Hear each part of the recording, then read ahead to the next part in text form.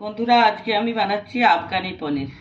600 গ্রাম পনির নিয়েছি, দিয়ে দিচ্ছি নুন, দিয়ে দিচ্ছি হাফ চামচ গোলমরিচের গুঁড়ো, ফুল ক্রিম পনির নিয়েছি, আলতো হাতে ভালো করে মেখে নিচ্ছি। রেড চিলি পাউডার আর কর্নফ্লাওয়ার নিয়েছি 2 চামচ, এবার কোট করে নিচ্ছি। হালকা করে একটু ভেজে নেব। হালকা করে ভেজে পনিরটাকে উঠিয়ে নিচ্ছি। 15টা কাজু, হাফ ইঞ্চি আদা আর 5টা কাঁচা লঙ্কা নিয়ে পেস্ট করে নিয়েছি।